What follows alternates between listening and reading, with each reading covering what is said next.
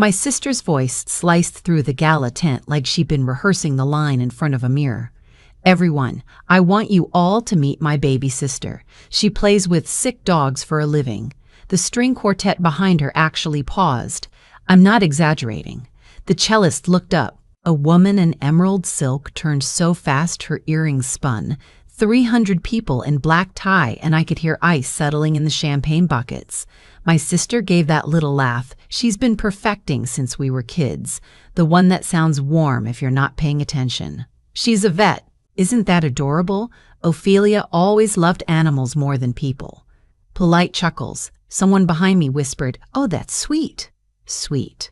Like I was a child she'd brought to take your kid to work day. And the part that knocked the wind out of me, the part I keep replaying when I'm trying to fall asleep, is that my mother lifted her champagne glass right along with everyone else. Not big. Just a small approving tilt of her wrist. The same wrist that used to braid my hair before swim practice. I stood there in the dress I'd spent 2 hours picking out, a deep green silk thing I'd convinced myself made me look like I belonged, and I felt my face go hot the way it used to in middle school. 31 years old and I was 12 again. My name is Ophelia Brixton. I'm 31. And according to my family, I'm the one who couldn't quite figure her life out. Here's what they don't know. I own Brixton Veterinary Group, 6 locations across Colorado and northern New Mexico, 43 veterinarians on staff. Last year, we cleared $18 million in revenue. We have a research arm that just got cited in the Journal of Veterinary Internal Medicine for our work on canine osteosarcoma.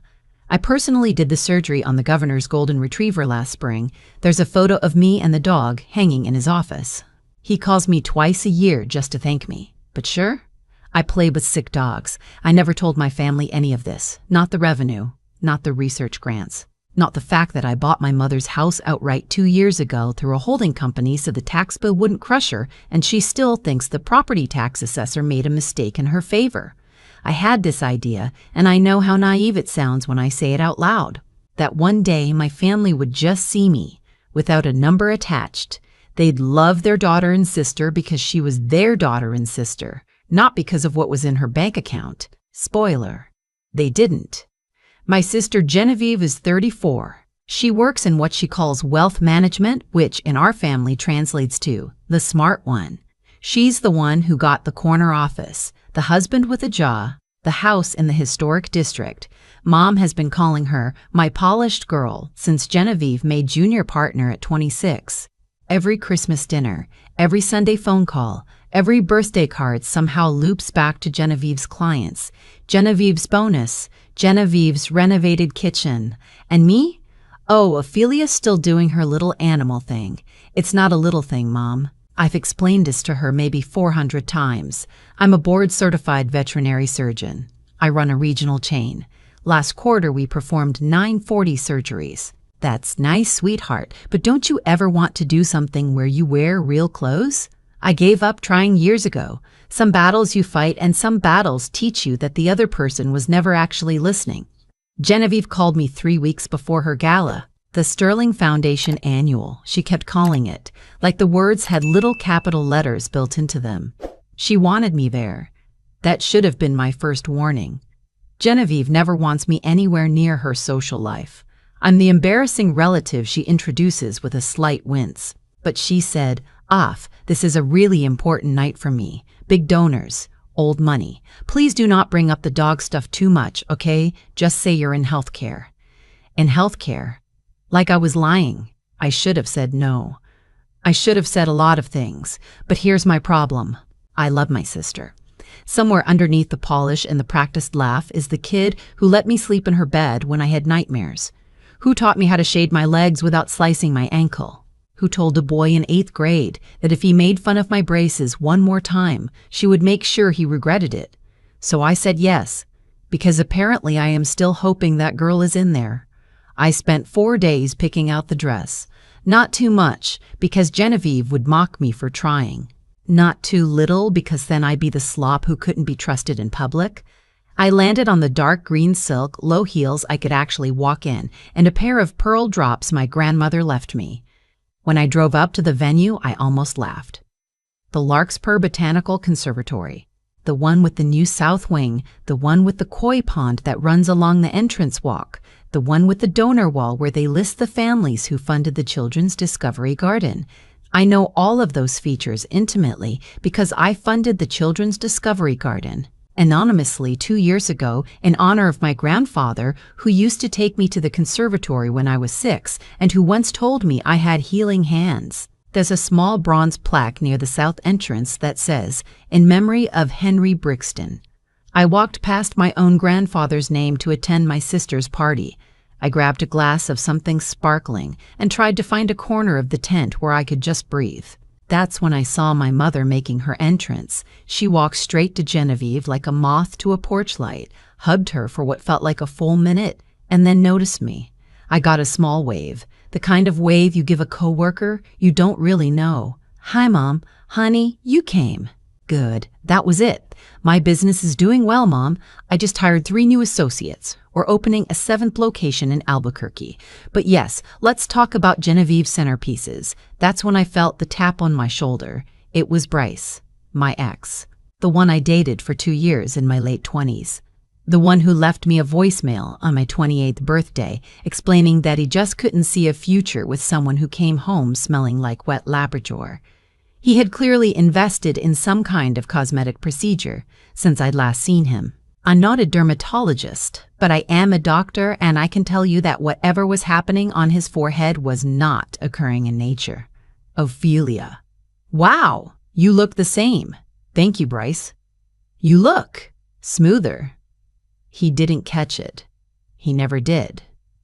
Turns out Bryce was now in fundraising. He was at the gala in some development capacity for the Sterling Foundation. Of course he was, because the universe has a sense of humor, and that humor is mostly directed at me. Before I could excuse myself to literally anywhere else, a small bell rang. Genevieve clinked a knife against her champagne flute and pulled me toward the front of the tent with one arm. She had that smile, the big one, the fake one. She put her hand on my shoulder like we were close, and that was when she said it. The dog line, the "she plays with sick dogs" line. The room laughed. My mother lifted her glass. Bryce snorted into his drink, which was honestly the only redeeming moment of the night, and I stood there frozen, wondering how I had spent 31 years loving people who couldn't even pretend to be proud of me. But here's the thing about being underestimated your whole life. You learn to watch. You learn to wait. You notice things other people sail right past, like the way my sister's hand was shaking against the stem of her glass, like the way she checked her phone 3 times in the last 10 minutes with her eyebrows pulled together, like the way her husband Marcus was nowhere to be found at his own wife's gala. And then I noticed someone else watching her, a woman maybe in her late 60s, silver hair cut short, a long dark blazer that looked expensive in a way I associate with people who don't need to perform money. She was standing near the bar, not laughing, not even pretending to laugh. She was studying my sister the way I study a tumor before I cut, calm, patient, already knowing. Our eyes met across the tent and she lifted her glass to me, just a small tip, like a bow you'd give a fellow professional. I had no idea who she was. I was about to find out. Before I get to her, you should know what was already happening in the room. Genevieve's toast continued. She thanked her donors. She thanked her board. She introduced a video presentation about the foundation's work, all soft piano music and slow-motion shots of children. The presentation was beautifully produced and almost completely empty. Lots of warm verbs. Empower, uplift, transform. Almost no numbers. I know what financial videos are supposed to look like because I commissioned one last year for our research arm, and ours had numbers because we actually had numbers. The donors in the front row were nodding. The donors in the second row were exchanging glances. I know glances. You don't run a 6-location practice without learning how to read a room of skeptical people, and this room was reading my sister as someone who was selling harder than she should have to. That was when I saw my father. He was sitting at one of the back tables alone, hands folded in his lap. When did he get so thin? He's 70 years old, but he had always been the kind of man who looked carved out of something solid. Now his collar gaped. his suit jacket bunched at the shoulders like it belonged to a bigger man. He was watching the video presentation, but he wasn't really watching. His eyes were soft and far away. My mother was at the front, near Genevieve. Dad was at a back table by himself, and nobody was sitting with him. I started walking toward him, and Genevieve cut me off. "Not now, Of. He's fine. Don't make a thing. I just want to say hi to Dad. Later, please. I need you to mingle. Bryce thinks one of his contacts might have a small clinic referral for you. Just a little side gig kind of thing. I literally own a regional veterinary group, Genevieve. We have a board, we have a research division. But sure, a side gig." I let her steer me away because I was honestly too stunned to argue. Bryce cornered me near the silent auction. He launched into his favorite topic, which is himself. He told me he had always known I had potential. He told me I just needed someone who believed in me. He told me, and this is a direct quote, that he was glad to see I had finally cleaned myself up. While he talked, I mentally calculated how many of his fundraising salaries my company's payroll covered in a single pay period. The answer was a number that made me feel calm. Then I heard my mother's voice across the tent. She was talking to a cluster of women near the centerpieces. She wasn't trying to keep her voice down. "She's a sweet girl, really. A bit. You know. Simple. She likes the dogs. Genevieve has been so good about helping her find her footing." A woman in pearl said, "It's so kind that you all support her." And my mother said, "Well, you can't choose family." Something inside me went very, very quiet. Not broken. I have too much practice for broken. Quiet, like the moment before a storm hits and the birds stop. I needed air. I slipped out of the tent and onto the path that led to the koi pond. The path I had personally approved the design on, the lanterns I had personally selected, the granite slabs that I had personally walked across with the landscape architect at 6 in the morning 2 springs ago. The air was cool. The koi were lazy and orange under the surface. I stood there feeling the silk of my dress against my legs, and I thought about getting in my car and just driving away. I was about to do it. I had my keys in my hand. That was when she stepped onto the path, the silver-haired woman from the bar. "You laid this path, didn't you?" she said. I blinked. "I'm sorry?" "The granite. The lantern spacing. This is a Brixton pattern." I recognized the negative space approach. "There was a piece in the Denver Post about your discovery garden. Your firm doesn't usually do conservatory work, but the family signature is unmistakable." I stared at her. Nobody had ever looked at me and seen Brixton first. "I'm sorry. Do I know you?" "You don't." "Forgive me. I'm Dr. Marguerite Halpern. I'm retired now. I was the chief of internal medicine at the veterinary college for 26 years. I was on the editorial board that reviewed your osteosarcoma paper. I don't usually go to galas. I came tonight because something off." She glanced back at the tent. "Your sister's foundation. May I ask you something direct? Please. Has your father been involved in your sister's financial work?" My stomach dropped 2 floors. "Why are you asking me that?" Marguerite paused like she was choosing her words carefully. "I have a former student. He's now in compliance at one of the larger banks downtown. Last week we had coffee. He didn't say a name. He couldn't, but he described a pattern. A wealth manager who has been moving aging clients into a specific instrument, a fund with very high reported returns and almost no third-party verification. The compliance team has flagged it. They've referred it to the state attorney general." He mentioned, just in passing, that one of the affected accounts belongs to a man named Brixton. The conservatory was very quiet around me. The koi pond made small wet sounds. "He's my father," I said. "I assumed," Marguerite said gently. "I've watched your sister tonight. I've watched your father at that back table. I've watched your mother's face when she looks at him. He's not just thin, Ophelia. He's medicated. He's foggy. I don't know what's happening, but I know the shape of it. And I thought you should hear it from someone who has nothing to gain." She handed me a card, plain white, just her name and a phone number. "I'm not asking you to do anything. I'm telling you what I would want someone to tell me." She walked back to the tent and left me alone on my own granite path. I didn't sleep that night. I sat on my couch with my dog Pickle, a senior beagle I'd adopted from one of our shelter contracts, snoring against my hip. I thought about my dad's collar. I thought about the way his eyes had drifted during the video. I thought about how the last 6 times I had called my parents, my mother had answered, and the last time I had actually heard my father's voice on a phone was, I couldn't remember. Months, maybe close to a year. Genevieve had told me Dad was just slowing down, that he was tired, that he didn't really like phones anymore. I had accepted it because I trusted my sister. At 5 in the morning, I gave up and drove out to our flagship hospital. There's a small office in the back where I do my paperwork when I can't sleep. The lights came on. The kennel staff was already prepping for morning rounds. A senior tech named Yolanda waved at me through the glass. I sat in my office and made a list. I do my best thinking with a list. I called Marguerite. She had been expecting me. She told me everything she could share without violating her former students' confidence. The fund my sister had been pushing was called Sterling Yield Strategies. It promised 11 to 14% returns. It produced quarterly statements with very impressive graphs. It had no audited third party. It had moved approximately $40 million of client money in the last 3 years. The pattern of withdrawals did not match the pattern of returns. In compliance language, that meant new client money was being used to pay off old client returns. In English, it meant Ponzi scheme. I called my attorney next. Her name is Renata Cho. She has been my counsel for 7 years.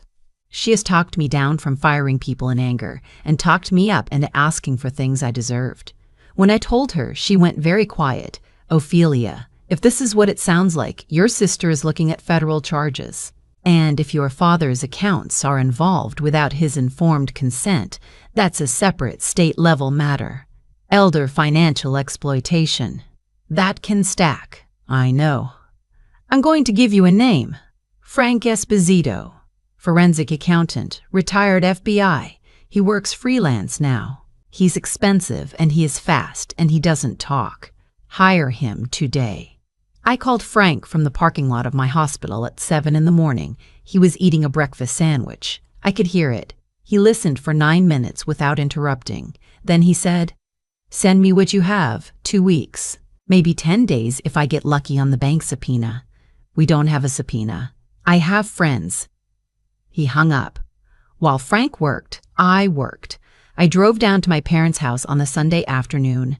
I made up a story about needing to drop off a casserole. My mother was suspicious because I do not cook, but she let me in. My father was in the den. He was watching a golf tournament with the sound off. He looked up and his face did this thing, this small, slow lighting up. Fia. That was his name for me when I was little. He hadn't called me that in years. I sat on the couch next to him and held his hand, and we watched men in pastel polos hit small white balls. After a while, I said, "Dad, how are your accounts?" He blinked at me. Slowly. "Genevieve takes care of all that now. She said it would be easier. Do you know which bank, Dad?" He thought about it. He thought about it for a long time. "I used to know," he said softly. "I used to know all of them." There was a pill organizer on the side table next to him. 3 rows. I'm a doctor. I know what dosing looks like. I leaned forward and I read the labels without picking the bottles up. 2 of those medications in the doses I was looking at would absolutely produce the fog I was watching settle over my father's eyes. One of them was not a medication that should be combined with the other one without a very specific reason. I was no longer a daughter visiting her dad. I was a clinician looking at a patient. In the kitchen, I asked my mother who was managing his prescriptions. She said, "Genevieve. She's been a saint about it. She has a contact at the pharmacy. She picks up his refills. She sets up his organizer. I don't have to think about any of it. Has the prescribing physician seen him recently?" "Oh, Genevieve handles all of that, honey. Don't worry about it." I drove home. I pulled over twice on the way, once because I was crying, once because I was so angry I couldn't see straight. By the time I got to my apartment, I had stopped doing either.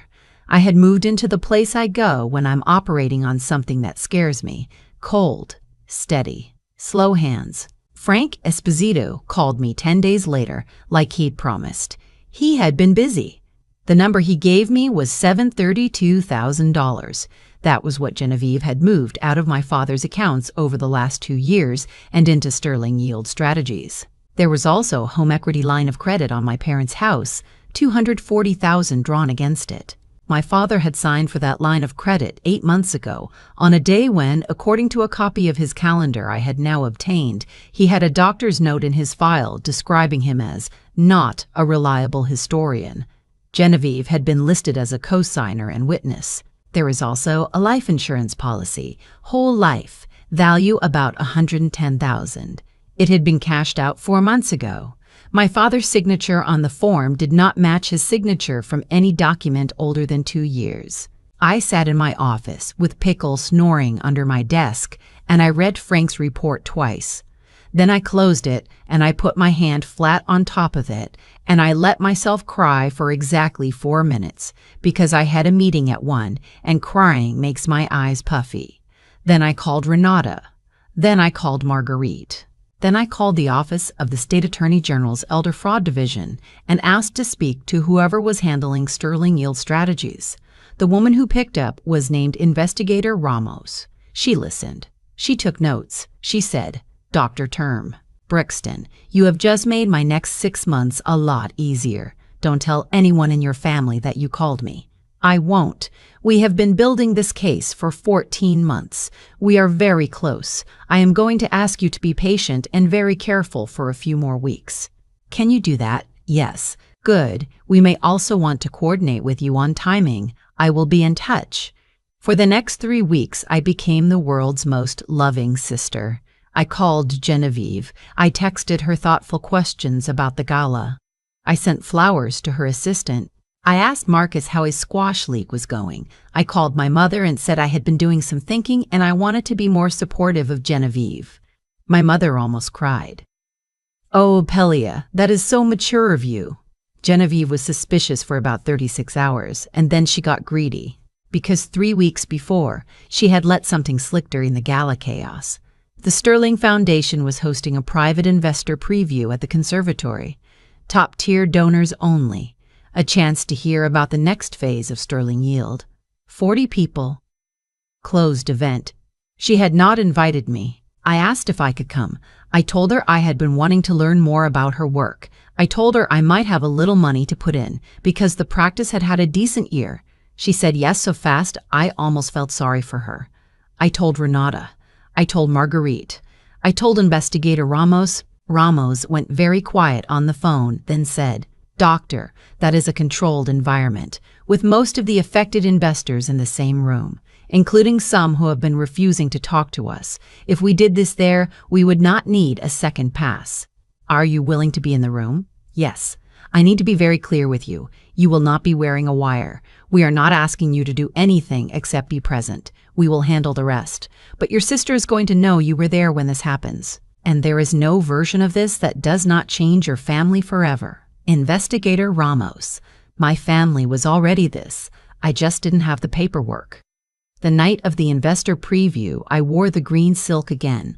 I wore my grandmother's pearls. I sat in my car in the conservatory parking lot for a full 10 minutes with my hands on the steering wheel. Pickle was at home. Marguerite would be inside as a guest. Renata was 3 blocks away with 2 associates. Frank was in a coffee shop across the street with his laptop open in case anything required real-time clarification. Investigator Ramos and her team were positioned. I walked in past my grandfather's plaque and I touched it, very lightly for 1 second. Then I went inside. The preview was in the south wing. Velvet ropes, soft jazz, 40 people in cocktail attire. Genevieve saw me and lit up. "Oaf, you came. Good girl." She air-kissed me. Marcus shook my hand. My mother was there in a champagne-colored dress and pearls. My father was there too, sitting in a chair by the wall, hands folded, quiet. Bryce was there because of course he was. He had a clipboard now. He had stepped up his look. The forehead situation appeared to be settling. Genevieve started her presentation. She had a screen. She had a screen. She had a graphs. She had her practice little laugh. She talked about returns, about strategy, about loyalty, about the sterling difference. She talked about how she protects what matters, about how her clients are family. She was good. I watched her and I tried, for the last time in my life, to find the sister who used to braid my hair. She wasn't in there. The person at the front of the room was a stranger in expensive shoes. After the presentation, she opened it up for questions. A man near the front asked about audit verification.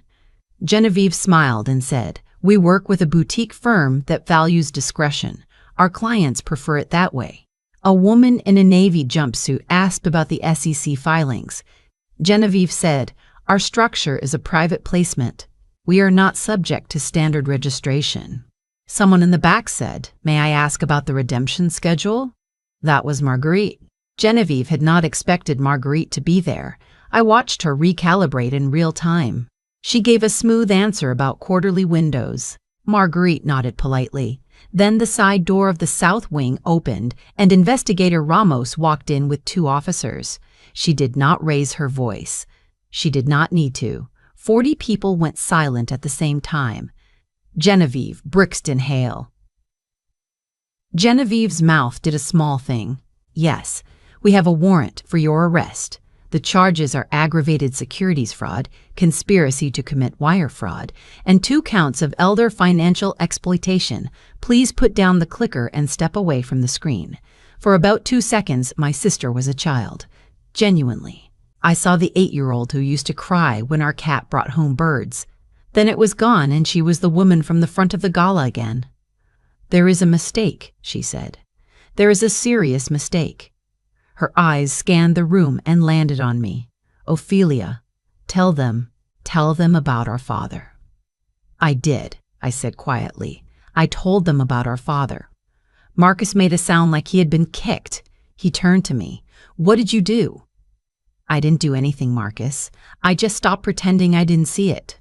My mother dropped her glass. It didn't shatter. It just thumped onto the rug and rolled. She said, "Ophelia, what is happening?" "Mom." I walked over to her. She was shaking. "Mom, Genevieve has been stealing from Dad. For years. I have the documents. The state has been investigating her fund for over a year. This was going to happen tonight whether I was here or not."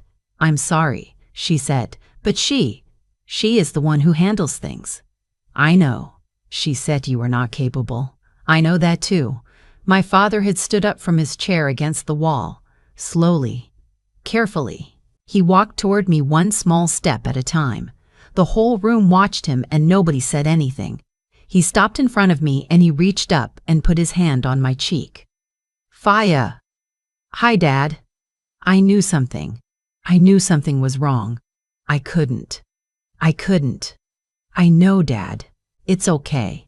I wanted to call you and I couldn't remember your number." His eyes were wet. "I had your number for 31 years and I couldn't remember it." "Dad, I'm here. I'm here now. I should have called you anyway. It's okay, Dad. It wasn't, but it was going to be." Genevieve was let out. Not in handcuffs, not yet. Just walked, with Investigator Ramos's hand on her elbow. She did not look back at me. Marcus pulled out his phone and started speed dialing. He left maybe 3 minutes later, white as paper. I learned later that he filed for divorce within 48 hours and moved out of the historic district house by the end of the month. Bryce stood near the bar with his clipboard and watched it all happen with the slow dawning expression of a man realizing he had been about to invest a chunk of his own retirement into sterling yield. He tried to talk to me on the way out. I walked past him without slowing down. I drove my parents home that night, both of them in my back seat. My mother holding my father's hand for the first time in months, both of them quiet. I put my dad to bed in his own bed. I sat on the edge of the mattress and I held his hand until his breathing went slow and even. Then I sat at the kitchen table with my mother. She didn't apologize. That isn't her language. But she said, "I should have asked you more questions." I said, "Yes." She said, "I didn't understand what you did. It seemed small." I said, "It wasn't small." She said, "I see that now. We didn't hug. We weren't there yet. We will never be the kind of family that hugs across that table." But she put her hand on top of mine and she left it there for a long time and I let her. That was a lot. In the weeks that followed, I did the work. I paid off my parents' home equity line out of my own savings the next morning. I got Dad in to see a real geriatrician, not the one Genevieve had been routing him through. The geriatrician adjusted his medications within a week. By month 2, my father was reading again. By month 3, he was back in his garden. By month 4, he called me on a Tuesday afternoon just to tell me a story about a hawk he saw on the fence. He remembered the story all the way through. He remembered my number. He has called me every Tuesday since. I set up a proper trust for both of them with an elder law specialist Marguerite recommended. I paid for a part-time companion to help my mother manage Dad's care so she wouldn't be alone with it. I covered the legal fees for the prosecution where they would let me. The $732,000 will mostly be recovered through the legal process. I am not waiting for that money. I have already replaced it. Genevieve took a plea. Federal time, state concurrent. Her license was pulled. The Sterling Foundation dissolved. The investor preview crowd, all 40 of them, formed a kind of grim alumni group. A few of them have hired me to consult on landscape donations to other institutions. Apparently, if you survive being almost defrauded together, you become friends. Marguerite still meets me for lunch every other Thursday. She brings the sandwiches. She says watching this happen was the most satisfaction she has had in a decade, and that is not a thing a retired internal medicine professor is supposed to say in public, so don't tell anyone. The morning my dad called me about the hawk, I was at our flagship hospital. I'd just come out of a 4-hour orthopedic procedure on a German Shepherd named Toaster. My scrubs were stained. My back hurt. My hair was in the kind of bun that means I'd run out of pins. I sat on the back steps of the hospital with my phone against my ear, and I listened to my father describe the way the hawk had tilted its head at him. I thought about the gala, about my sister's hand on my shoulder, about my mother's small, approving tilt of her glass, about all the people who had spent years looking down at me without ever realizing what was actually under their feet. I thought about my grandfather's plaque. I thought about Pickle, who was at home on my couch, snoring. I thought about my 43 veterinarians and my 90 surgical techs and the Discovery Garden where, on weekends, kids run their hands along the herb beds and learn what mint smells like.